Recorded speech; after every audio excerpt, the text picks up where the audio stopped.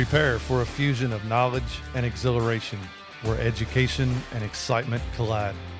Taking you on an adventure that expands your mind and speaks to your spirit. I'm Master Nick. I'm Lady Dee. We are the Dom Life.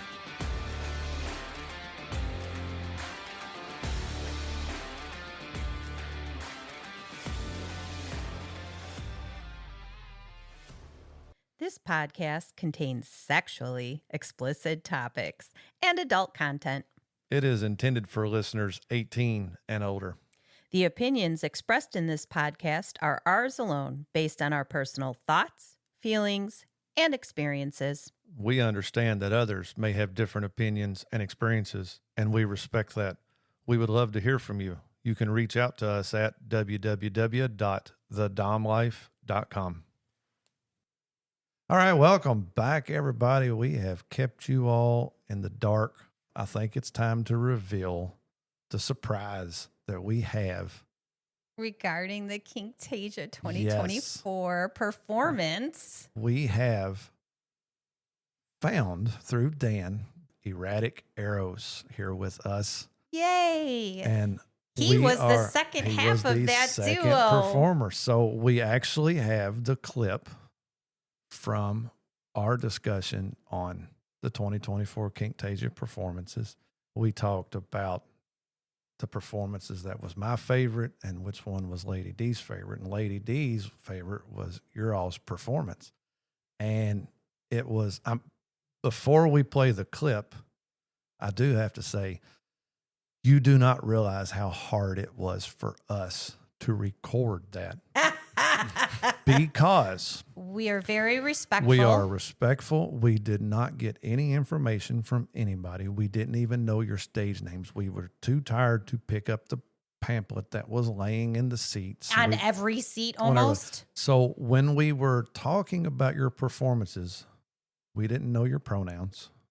And we weren't going to disrespect by saying the wrong ones. By trying to paint this picture of the performance that you all done, which was amazing. It was phenomenal. I preferably like the woman with the sword that spun. But that's because she was very so that was my sexually favorite. Beautiful. But when we got to yours, trying to paint the picture of what your performance looked like, we wanted to say it was two guys that were doing this, but not knowing your pronouns, it was very hard. So thankfully, we now have you here, right here in front of us.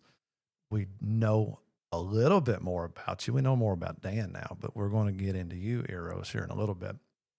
But what I want to do is I want to play this clip.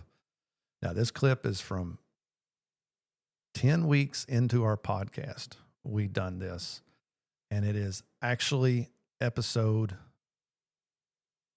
I took it out. The fuck? By accident. It's episode. I didn't do it intentionally. Episode 16. It's episode 16, and it was 10 weeks in. Yep. Sorry about that. So I'm going to play this clip. Just keep in mind, we were 10 weeks into our podcast. This is actually episode 16.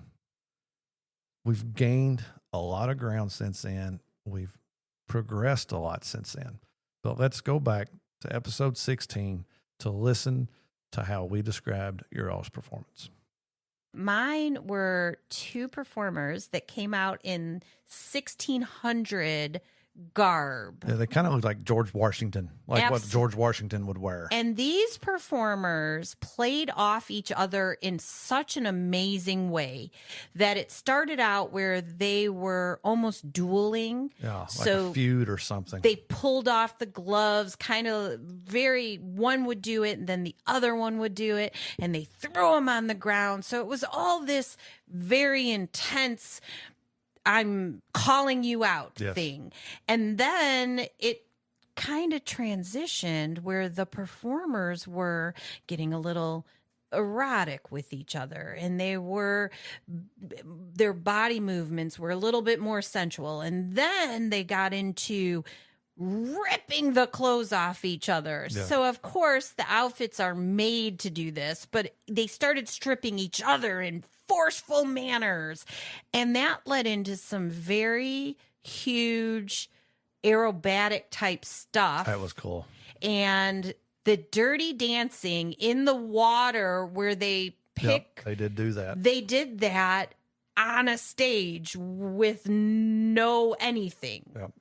And it was a great performance. And of course, they're stripping as they go. So in the end, it ended up with some pasties. So that was our description. And it was so hard because it was the comedic part of it is you guys wore the pasties, the little X's, just like all the women too. Yep. Like everybody that performed had those, but watching you having them on when you didn't necessarily need to made it fun. It just was so fun. So with that being said, welcome to the show, Eros. Thank you. Thank you. Talk about that performance that you all done. Anything that we forgot to mention, anything that stood out in your all's mind that we didn't see, or the time it took to do that performance? How long did you all practice it? All that kind of stuff. What led up to it? I got a pretty good add to that. Okay. My first Vixens show that I went to, I saw Erratic Eros on stage, and I said, I want to be like that guy. He's amazing. Literally my inspiration for getting into burlesque. I was like, that right there. I want to learn how to do that. And I got a chance to meet him. Sticks around after the shows. Yes. And I don't remember how long it was before Kinktasia, and I said hello. I couldn't believe it. I don't know, it's just amazing. And this human is beautiful inside and out. And as a result, we started, we got to be friends and got a little bit more friends. And I said one time, I was like, hey, what would you think about doing a duet with me? Right. And so we started putting the ideas together, and he wrote all the choreo for that one. And we practiced and practiced. We probably practiced for 2 months. And then to be able to do all the acrobatics within that, the strength, and I don't have that background. He does. Right. And so to be able to have the strength and the trust with each other. It was awesome. Yeah. It was awesome. You were like climbing on his back at some point too, right? Yeah. He did a flagpole on me. That's a where he just stands there and I hold his legs and I trust him to not, or he trusts me to hold him long enough to not fall off. Right. And we did the dirty dancing. Got to get up there and just have a shit-eating grin. Don't die. I do appreciate that you trusted me with that. There are vixens that do not trust me with that. And I'm like, I do a show with you every, 3 times a year. You don't think, no, it's fine. We're not going to do that. I'm like, okay. Right. It was so First much time, he's fun. like, I got it. Right. And then we did the handstands. I did a handstand, and he's laying on the ground, and he just kept lowering me. Right. I was like, here we go. And one of the times we were just reached and grabbed, I didn't realize what it would do to the audience because I just looked and I grabbed a collar and we looked at each other. And everybody goes, whoa. And I was like, what are you all doing? Like, oh my God. A bunch of thirsties.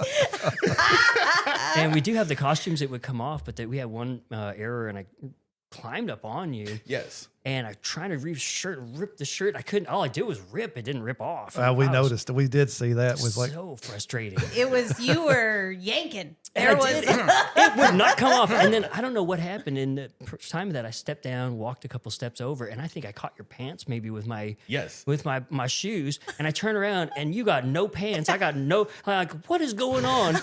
And I was genuine surprised. Like, we are a step ahead. And Eros walks over and just stomps over me, grabs my pants and just ripped them, and I jump up down, and all of a sudden I had no pants on, and I was like, okay, it's on. So there was complications with it, but as a bystander, as somebody in the audience, the way you all played it off and the way that you all kept going, and it didn't become a distraction or it didn't become a problem. No, it became part of the performance. Was part of it turned a little more comical, the fact that his shirt wouldn't rip.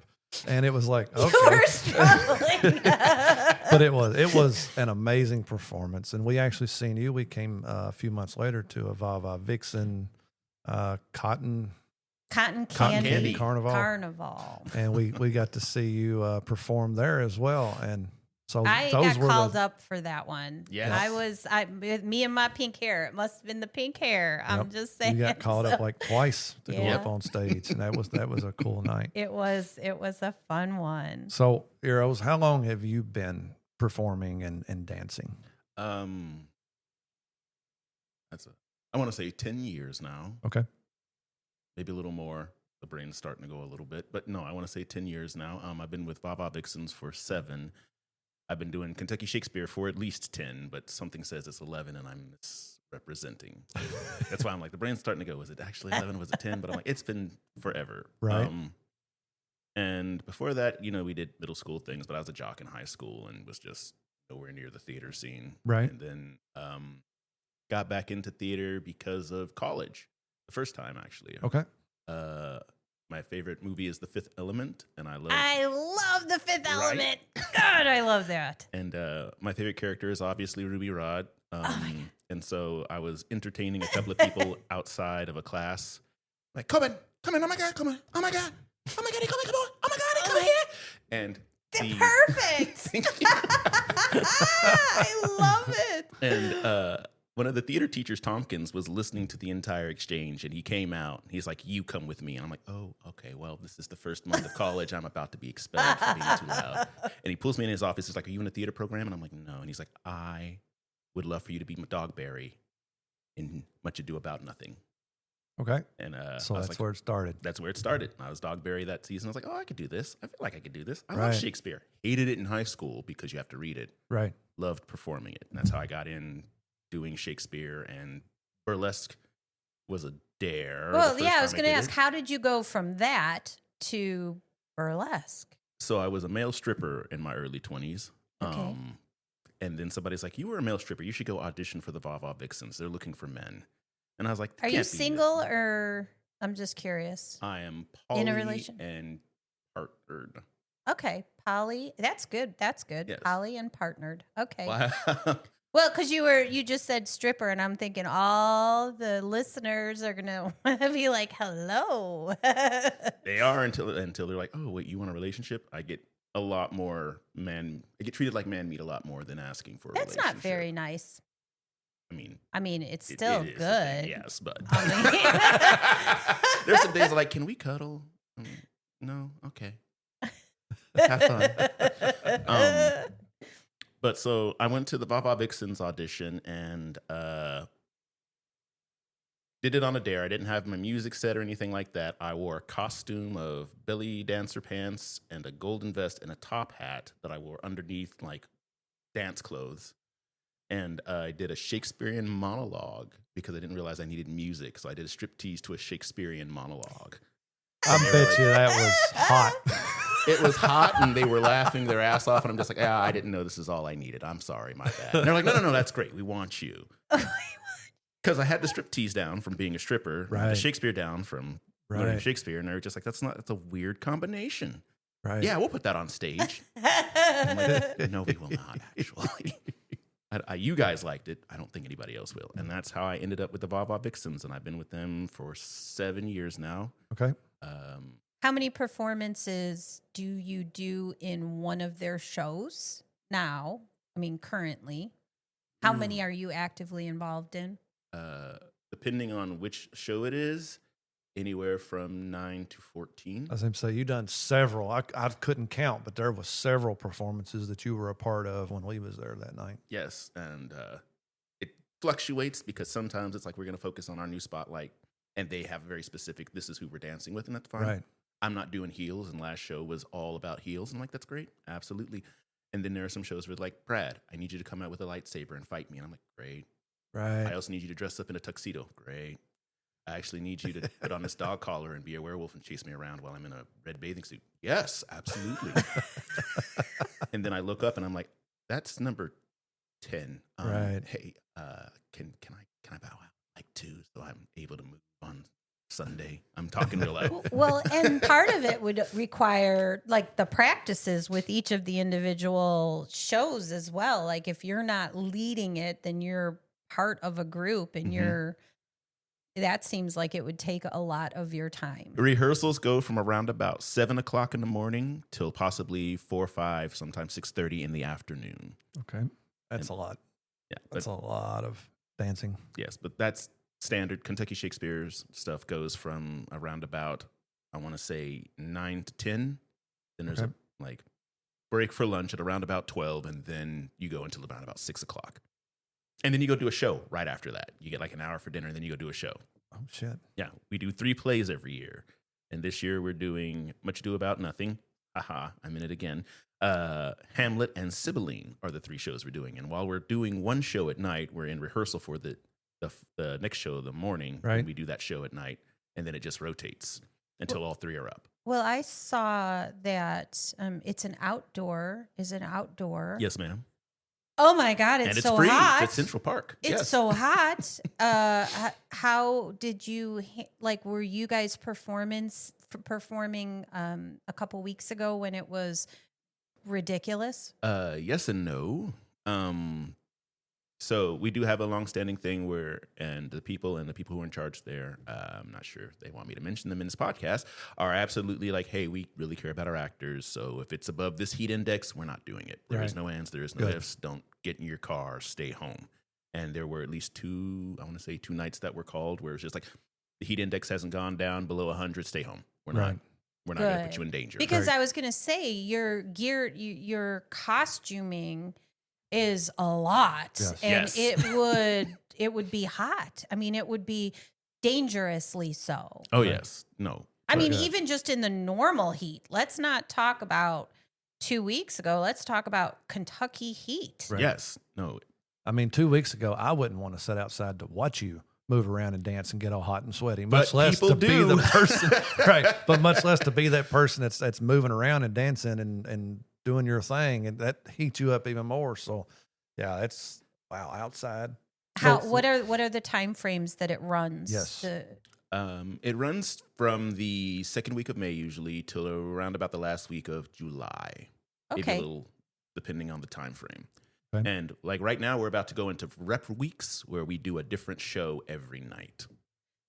So it's a nonprofit charitable organization. What is it for? So it's for bringing the arts to everyone. One of the big things is like we do underprivileged communities, or we do go into schools, and it's making sure that the arts are accessible, because everybody tries to treat Shakespeare as if it's, and it is to some degree, this, high vaulted language thing so many Shakespearean plays are literally a case of misunderstanding, 3 characters making, boob and dick jokes in the corner, and then the young couple coming together, or the worst thing possible happening. Right. But a lot of his language is literally, it's just like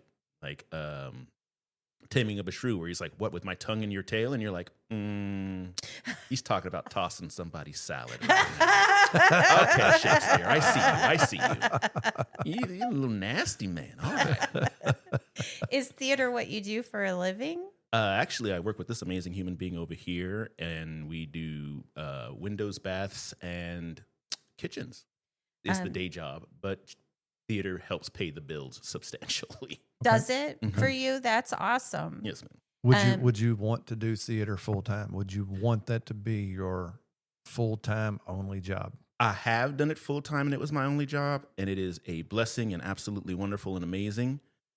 And if I could do it again, I would, but it is also a lot of travel here, do an audition, come back, pray that you got said audition so you have food. Did I get audit? No. Okay, well, and that's the expenditure part. So it's a lot of, unless you can get like a consistent job, which Shakespeare is to some degree, and Vava Vixens as well. It is a lot of, did I get the role in this thing? No? Right. All right, well, we're not getting the chicken or the peas. The ramen and the rice are what's going in the bag today. Gotcha. So having a day job is definitely a good backup plan. Yes. But the one time I did it, man, I was jumping from Kentucky Shakespeare to Vava Vixens to working on the Belle of Louisville to doing a haunted house to doing a murder mystery thing up in Ohio. Holy shit. And it was a lot, but I was eating well. Right. The whole 4 hours I was at home. I don't know to each their own, but I kind of like having the job and coming home and being home every day. No, it's nice. I could see, I'm trying to. I guess I was actually picturing being in theater like a movie star.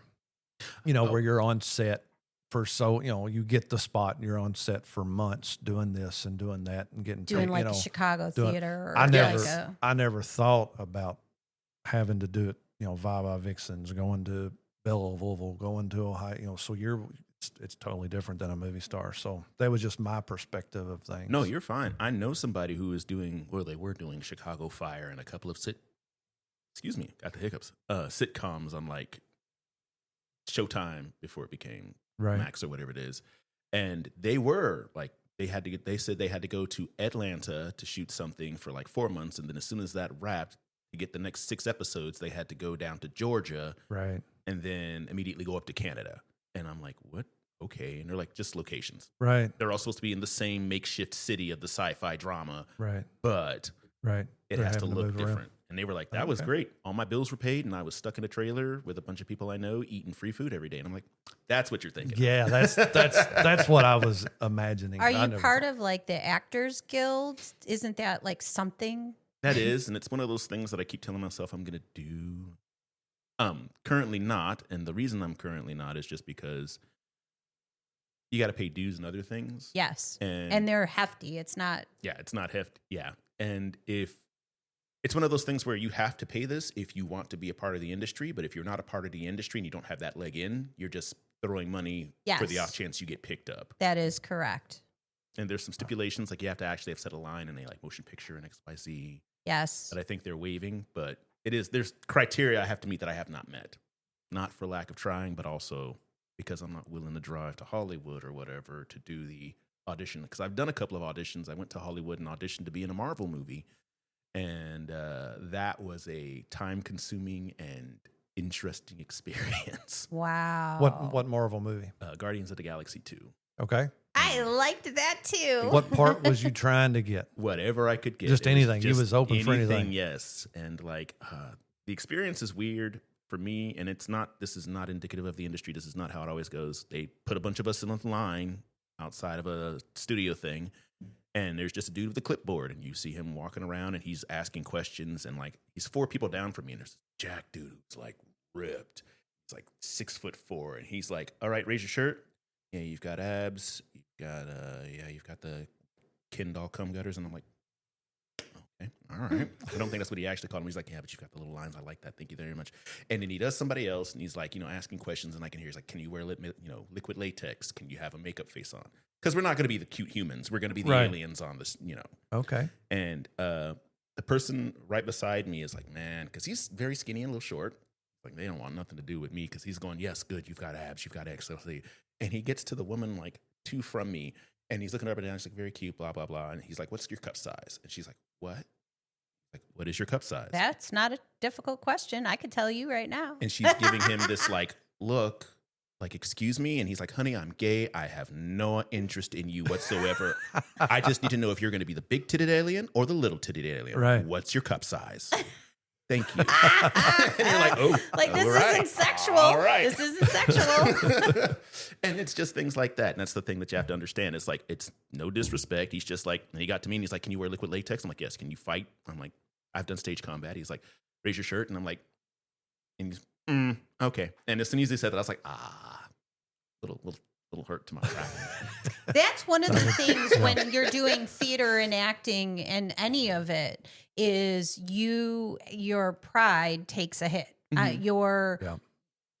Your ego gets hit a lot because you're thinking, "I look good. I've done everything I need to." And they're like, "I've seen better," or your skills aren't what, it's terrible. It's awful. Cause I did some extra work back in the day in Chicago cause I lived there and, I taught some stuff. I taught some, I was part of an runway walking, teaching, doing stuff like that. I was part of a school back then that taught others how to walk confidently and do stuff like that. This was years and years and years ago. So Yes, things you don't know about me, Master. You're going to have to show me that walk after a while then. Shit, I've been missing out for 6 damn years. What the fuck? All right, so back to what now let's I really want to know, Eros. What is the big dream? Like, you want to just do this? Is this the level you're happy at? You live your life, you have your family, your friends, your relationship, or do you want more? Do you, in terms of theater and acting and your stuff that you do? I would love to be in a motion picture. I've had at least 2 opportunities that I can legitimately say did come up. The problem is money. It is not like back in the day where they're like, okay, we'll just take XYZ, like to fly you out to get you here out of the cost of your check. Because, and admittedly so, you can fly out there, be a complete douchebag, not finish the project, and they're just now down and have to recast you. So anytime, I think I got invited to do a thing on Netflix, but they wanted me to fly to California, and then from California we would have to fly, I believe, and I may be wrong, somewhere down towards Hawaii, or it may just been Southern America. And I'm like, I don't have a plane ticket cost for that, or a plane ticket cost to Southern America. Right. And then you wouldn't be working other than them. Now, how do they pay? Like, is it after it's done, or do they pay you? No, they pay you weekly or monthly or they whatever? pay you weekly while you're on set. Okay. They do. I mean, at least from what I read of the contract, I don't know if I can disclose that because it's been a couple of years. I'm sure that's over. But yeah, they said they would pay us weekly because they do understand, hey, you don't live here. Right. And, you gotta have your means. And you're not working other jobs while you're here. Yes. So, okay. I was just curious because I just did extra work, because I'm in Chicago. It's what you do. Yeah. And it pays. Right. Part of me is also happy with where I am because, I get to hang out with amazing people. I get to dance with amazing people. And if I'm off jet setting from X to Y to Z, you're my friend Daniel Hill, an amazing guy. Hey, if you see this, you probably won't. He does it. And he did tell me, he's like, you're going to be in a trailer somewhere for a couple of months. Make friends with your cast. And if you don't make friends with your cast, it's going to get real lonely real quick. Right. So it's a column A, column B. I would love to be in a motion picture, but part of me also knows, man, after 5 months of shooting and doing an XYZ, I'm going to be like, all right, great, leave me alone. I'm going to sit in my house, talk to my friends, go play board games, and not think about whether or not this movie is going to flop. Gotcha. That makes sense. But right now, you do still get to enjoy your passion with all these other and their money-making things. So it's not a bad life. No, it's not. It's not a bad life. But I heard you say earlier, and we didn't talk about this ahead of time at all, that you're in a poly relationship. Yes, Can we talk about that? You don't have to disclose any names or anything. Well, yeah. I mean, I'm completely fine with saying, I'm polyamorous. And I have 2 partners at this point in time, though that tends to be my max because of working a day job and doing theater. I do have the tendency to be like, hey, this is all I can do. Okay. Always that, why don't you take on me? It's like, no. I'm also very keenly aware that this is a failing on my part, or not a failing. This is a thing of me. I am a Southern raised gentleman from Texas. So I am all right, we're going out. I have this much money I can burn on you. Right. Now I have to times that by 2. So what about if I add in a third? No. So you are in the type of relationship they call a kitchen table where everybody knows everybody. Like, so your partners and you do all they hang interact? out? No, they do not. Okay. But I'm very open with like, hey, this other person exists. You can meet them if you would like to. Right. I'm never going to be opposed to that because one of the things that I found about polyamory and why it works for me specifically is because I may disappear for a while. And that's not me being mean. That's not me being rude. That is me going, hey, I get done installing a kitchen at 6 p.m. I have to be on stage for a show at 7 o'clock. And I'm going to do that for 4 days in a row. Right. Right. Which does not make me a good partner. I am completely willing to admit that. It's not that I'm a bad partner. It's just this is where my life is. It's your time constraints. constraints. Right now. Yes. Right. Go have fun. Right. Go live your best life. you want to go meet Dan or Tasha or Steve or whoever. I'm not naming names, but I'm saying whoever you're also seeing, go have a drink. Come see the show with them. Right. And then when I'm done, I will happily reconnect and, put back in the time that I've clearly not been putting in. Gotcha. Or if you move on, just let me know. I'll have a Right. But I will understand the situation, because with monogamy, that was the biggest killer of my relationship. Is I'm doing 3 shows back to back during the summer, right? Or Vava Vixens to this or to that to this. You don't have the time to dedicate to your partner, yes, and then they get feeling lonely or rejected or ignored. Yep. And sometimes it's just hey, I will be done with everything at 11. I will take you wherever you want to go. I will snuggle with you. I will make you dinner. I will do XYZ. And I've had more than one monogamous partner go, well, I just feel like, Master Nick, I'm so sorry for interrupting. Oh. Did you hear? He said he would make dinner. No, he didn't. I'm gonna edit that part out. I'm so sorry for interrupting you, but I just wanted and whatever you do, don't mention that you all do your own damn laundry. I don't know if you do or not, but don't say that. I'm just saying, it sounds like you interrupted him to make sure that I heard. I heard he said it. Okay, I mean, that would be awesome. I don't know if it helps, but he can cook so good. No, we don't need to add to it no more. So what are our stances, Master Nick, on poly relationships? Now, I should reiterate, that is me going, hey, I know I have been MIA. Yeah. There are a set of things that come. Normally, I'm not cooking at 11 o'clock. And in case you didn't notice earlier, he has 2, and 2 is his limit. So, terribly sorry. Please follow, like, and share our podcast. Make sure to visit thedomlife.com, where you can find pictures and other details about the Dom Life podcast. And through the Contact Us button, you can ask questions or provide recommendations for future episodes. We want to explore your kink too. Be sure to check out upcoming events to see where our adventures are taking us and our photo gallery to where we've been. Thank you for joining us on this journey. We hope you had fun listening and learning with us. Till next time, keep calm and remember your safe word. Red, red, red.